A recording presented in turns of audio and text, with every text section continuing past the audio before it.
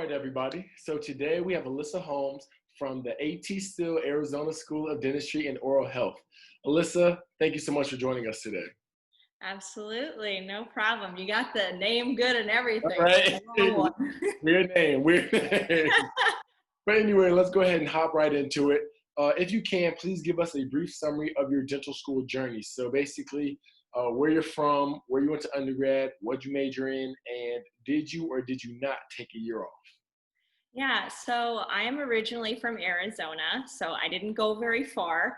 I actually did my undergrad at Grand Canyon University. It's a smaller private school in Phoenix, even though the name's the Grand Canyon. Yeah, To me, right. and then I actually majored in music.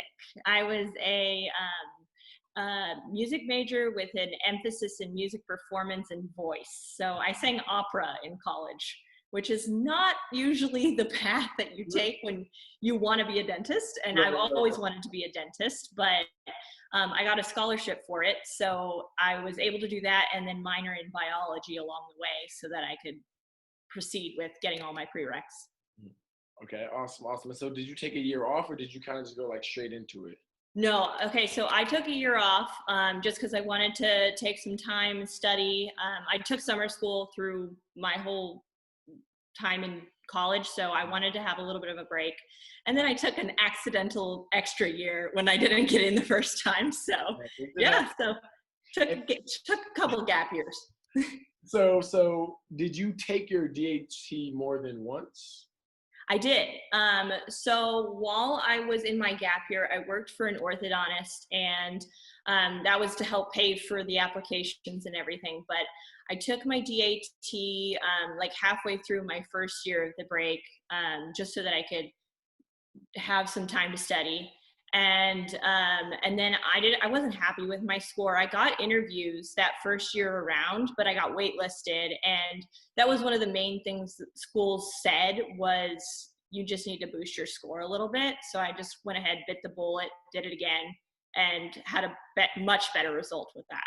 And so I want to ask you, like, what did you change the second time that, impacted your score so much?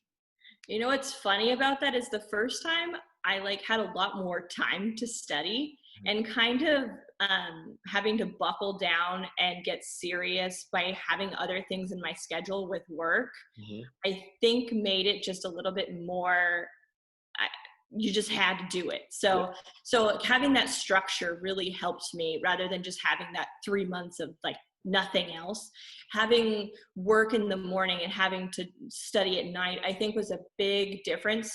And then I also used different materials. I kind of created my own study guide. I used a lot of Ari's DAT boot camp and all that, but then I created my own because I knew where my weaknesses were. And so I wanted to focus on those so that I could improve in those areas and show that I can improve in those areas. Okay, that makes sense. That makes sense. So you analyzed a lot of. I did. Oh yeah, a lot of analyzing, a lot of tests, practice tests. I use something called, it's not very popular. It's called QVault. I think I remember. Yeah, and they have a whole bunch of full practice tests. Yeah, and it was a little expensive, but I thought it was worth it because it broke down the areas that, not just by the section of biology, but specific areas that you were having difficulty with. And so I knew those were the things that I needed to study more. Perfect. Okay, and so while you were, I guess, still a pre-dent, did you ever go to your school for any type of pre-dental programs to kind of put your face out in front of the admissions team or anything does your school have anything like that you know of?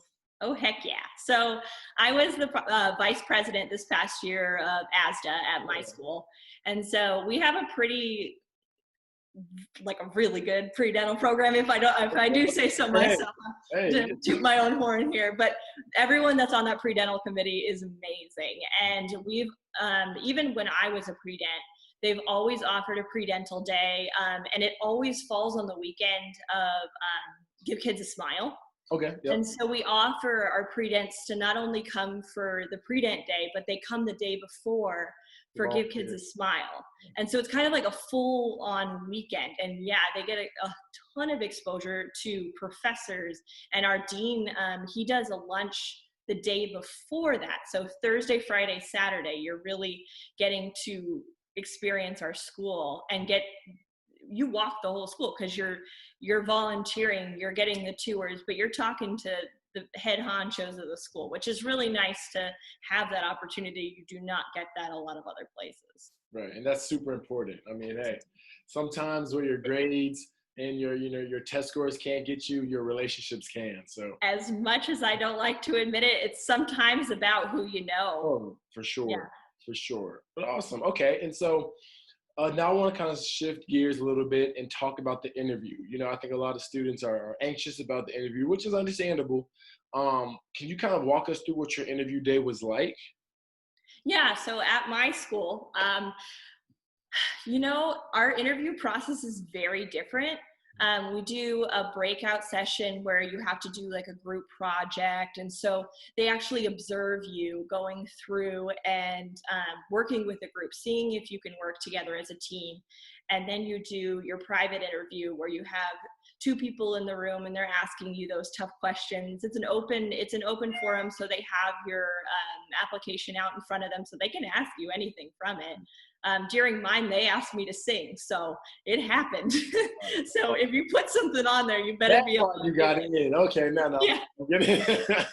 And then they have something called oh gosh, I'm gonna get them wrong. The MMIs, I think is what the MMIs. So it's a little like multiple mini ones. Yeah. Yeah, and so they have actors, and they are so like believable.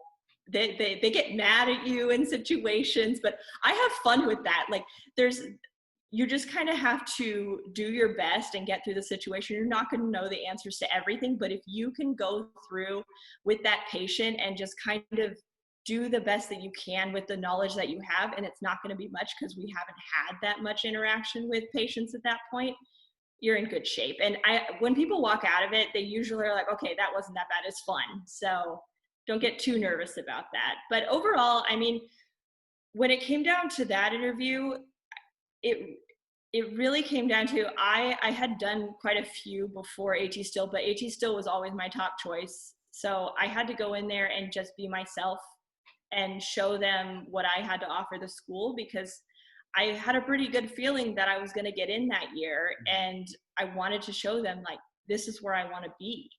So I was very honest about that. I like that. That's great. Okay. And so what year are you now?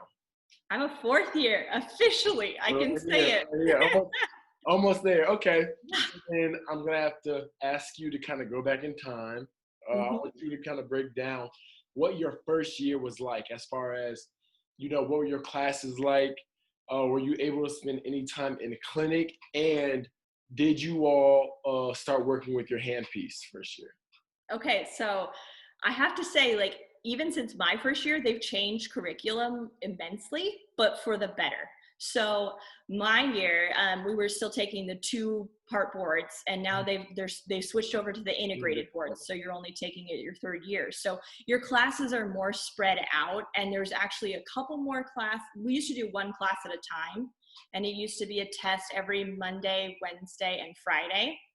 And so now they've kind of expanded where they can have a little bit more time to study. The classes are a little bit longer, so it's not as like labor intensive, like always have to be studying, but you still have to stay on top of your goals, otherwise you're gonna sink.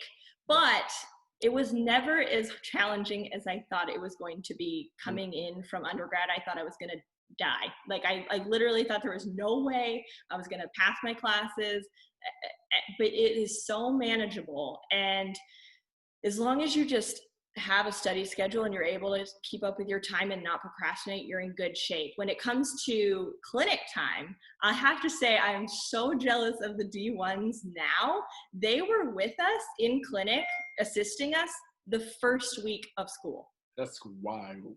I couldn't even believe it. I was so jealous, and I couldn't stop talking about how jealous I was. I think they got tired of that, but it was really neat to see. And they were up in sim clinic probably in the 3rd week, and they were practicing like PRRs, all kinds of stuff, to where they got their hands on a handpiece so much earlier than we ever did. So yeah, I really think that we're like way far ahead of a lot of other schools when it comes to getting into the clinic a lot sooner. I know our D2s, before all this happened, they were supposed to transition into clinic, I think 3 months earlier than we did, which is in like January. So it for being, I don't know, in school for, they'd be in school for about a year and a half and then they'd be in clinic, and they're not put, and they're prepared, they're ready for it.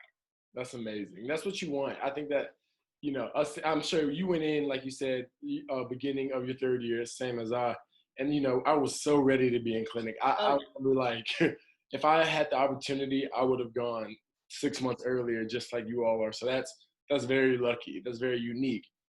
But I'm going to have to ask you about another unique trait about your school. Like, what's something that you have either heard about or that you've just seen, especially interviewing at different schools, that you're like, you know what, this is specific to AT Still?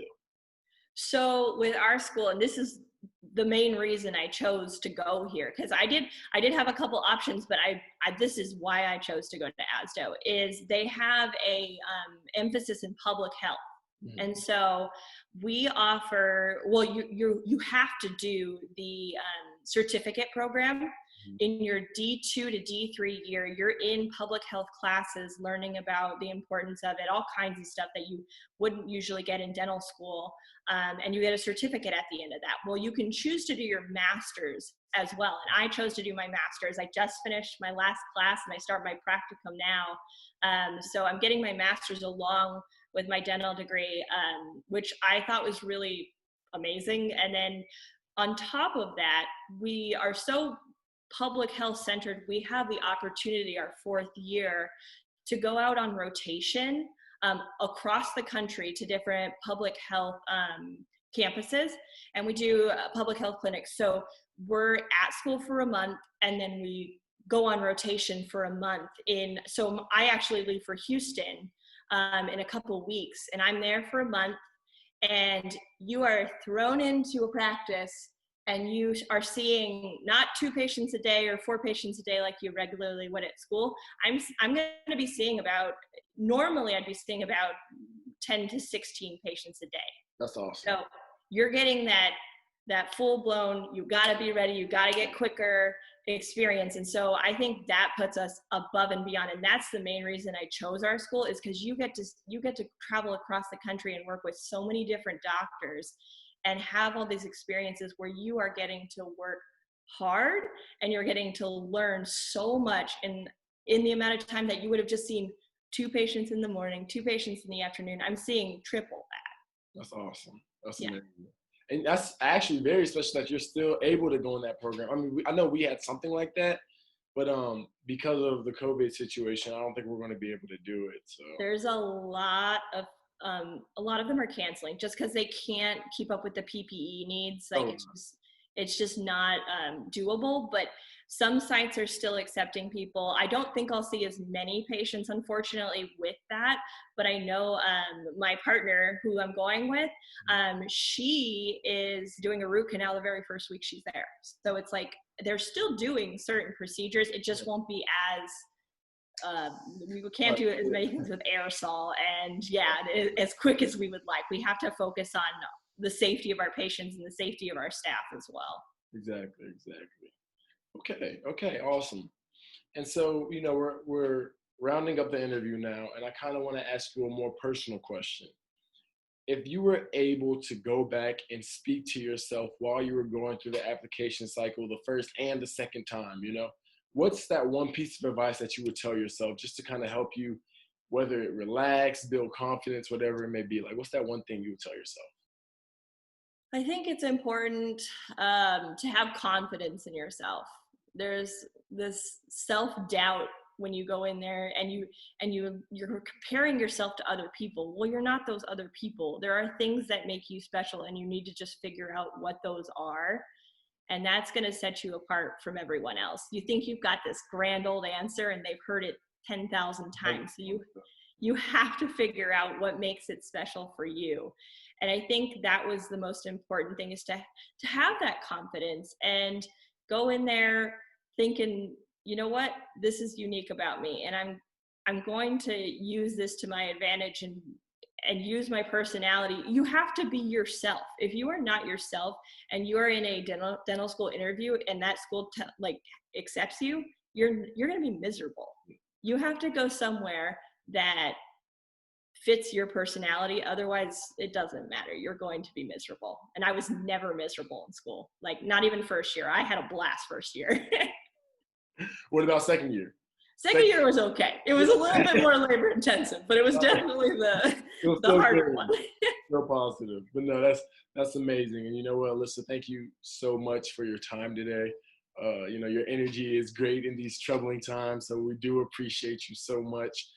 If our viewers want to reach out to you and ask you any questions, what's the best way that they can reach out? So I would probably email me. And then my email for school is very weird. So it's actually a bunch of numbers that has to do with like coding and stuff. So it's, so I'll give it to you, but just be prepared for the weirdness. It's SA181928 at atsu.edu. Can we say that one more time? Just let me just say it one more time for me. Yep. SA181928 at atsu.edu. 928. Yep. Got it. Okay. So I will go ahead and put that in the description for everybody. But once again, Alyssa, thank you so much for your time today. Absolutely. I was honored. Thank you so much for having me. No problem at all. Everybody, if you haven't already, make sure you hit the subscribe button below. If you have any questions for us over here at Future DDS, you can go to our Instagram and shoot us a DM at _Future DDS, and we'll get back to you as soon as possible. But until next time, see y'all later.